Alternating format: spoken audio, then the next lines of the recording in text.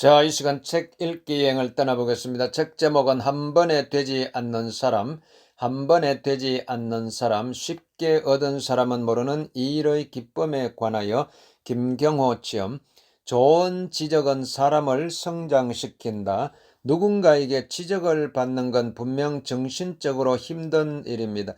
지적의 내용이 옳을 경우 나에게 문제가 있다는 사실을 인정해야 하기 때문에 힘들고, 그 내용이 틀릴 경우 내가 오해를 받고 있다는 사실 때문에 괴롭습니다. 지적을 잘 받아들여 나를 발전시키는 계기로 삼기도 하지만, 지적받는 그 순간만큼은 크든 작든 마음의 상처로 남는 경우가 많습니다. 상처받지 않기 위해 쿨한 척 툭툭 털어버리려 해도 마음속 어딘가에 억지로 숨겨놓은 우울감은 쉽게 사라지지 않습니다. 누군가를 지적하는 것도 힘든 일입니다. 시도 때도 없이 잘난 체하며 남에게 지적해대는 걸 삶의 낙으로 사는 사람도 있지만, 대부분 지적받는 것 못지않게 지적하는 것도 힘들어합니다. 지적받았을 때 생길 수 있는 상처가 얼마나 깊을 수 있는지 잘 알기 때문입니다. 그래서 대부분 가급적 주변 사람들에게 지적을 안 하려고 노력하고, 지적을 할 수밖에 없는 부득이한 상황이 오면 어떻게 하면 지적처럼 보이지 않게 지적할 수 있을지 고민하며 전전긍긍합니다. 특히 상대가 계속 얼굴을 봐야 하는 사람일 경우 혹시나 나의 서툰 지적으로 관계가 깨질까 두려워 지적을 포기하고 차라리 자신이 손해보는 쪽을 선택하기도 합니다. 하지만 지적에 대한 그런 식의 습관적인 회피는 더 안 좋은 결과를 가져옵니다. 내가 직장 생활을 시작하고 몇 년 안 됐을 때의 일입니다. 같은 부서에서 일하는 동료가 있었는데, 당시 내가 보기에 무례하다고 느낄 만한 행동을 자주 했습니다. 그 정도가 아주 심하지는 않았는데 횟수가 잦았습니다. 차라리 정도가 심하면 한번 정식으로 문제를 제기할 텐데, 정색하고 따지면 내가 옹졸하게 여겨질 것 같은 행동을 반복적으로 했습니다. 그럴 때마다 무시당하는 기분이 들어 불쾌했지만 매번 지적을 못한 채 참으며 마음에 묻었습니다. 그렇게 시간이 흐를수록 그 동료에 대한 불만이 마음속에 차곡차곡 쌓여갔고 결국 그와 멀어졌습니다. 그때 솔직하게 그의 무례한 행동에 대해 지적을 했다면 어땠을까요? 물론 그렇게 했어도 결국 멀어졌을 수 있지만, 최소한 상대가 나에게 지속적인 스트레스를 주고 있다는 사실을 인식하게 할 수는 있었을 것입니다. 지적이 필요할 때는 해야 합니다. 만약 조직에서 누군가 업무 능력이나 태도에 문제가 있어서 조직의 분위기를 해치고 있는데도 지적하는 것이 부담스러워 모두 방치한다면 결국 조직 전체의 팀워크는 무너질 것이며 다른 조직원들의 업무 능률까지 현저히 떨어질 것입니다. 그럴 경우 자칫 사람도 잃고 일도 망치는 최악의 결과를 가져올 수 있습니다. 지적하되 상대에게 상처는 주지 않고 의도는 분명하게 전달하려면 몇 가지 지켜야 할 것들이 있습니다. 우선 지적에는 대안이 있어야 합니다. 대학로의 한 연극 교실에서 희곡 창작을 공부한 적이 있습니다. 수업은 매주 학생들이 돌아가며 각자 써온 희곡을 발표하면 나머지 학생들은 자신이 느낀 바를 이야기하는 방식이었는데 조건이 있었습니다.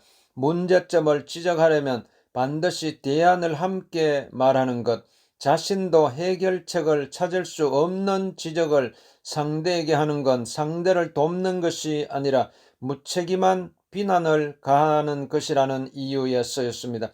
그러다 보니 무언가 지적을 하려면 그 문제점을 해결하기 위한 대안을 진지하게 고민할 수밖에 없었습니다.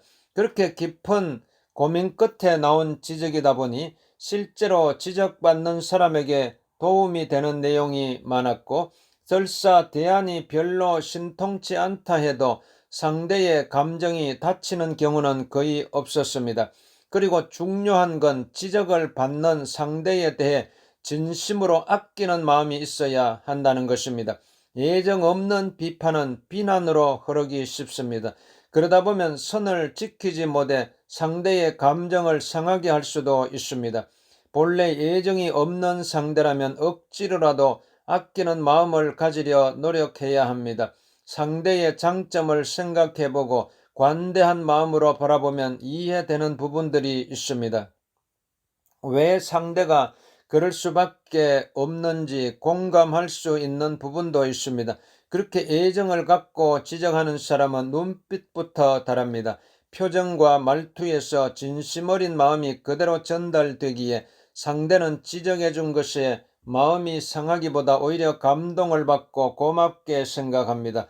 그런데 아무리 노력해도 도저히 상대에게 애정을 갖지 못하겠다면 지적을 안 하는 게 낫습니다. 별 애정 없이 지적을 하면 상대 역시 그 감정을 그대로 느낍니다. 어떤 옳은 지적을 해도 상대에게 진심으로 받아들여지지 않고 오히려 잘난 체 하는 걸로 느껴지거나 반발심만 일으키기 쉽습니다.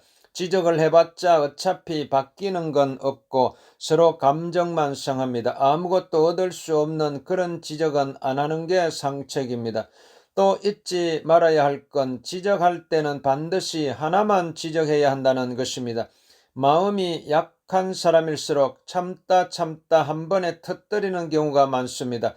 그렇게 한번 터진 지적의 댐은 걷잡을 수 없이 많은 양의 불만들을 쏟아냅니다.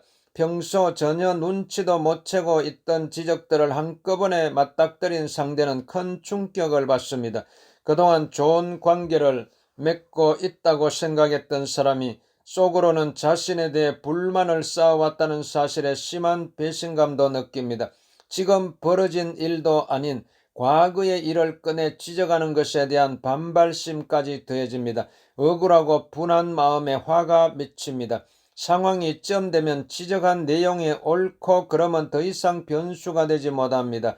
상대에게 여러 가지 문제점이 있더라도 한 번에 하나만 지적해야 상대도 지적을 받아들일 수 있는 여유가 생기고 문제점을 고칠 의지도 생깁니다.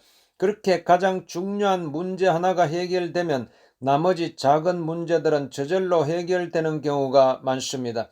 좋은 지적은 사람을 성장시킵니다. 값진 조언 하나가 한 사람의 인생을 바꾸기도 합니다.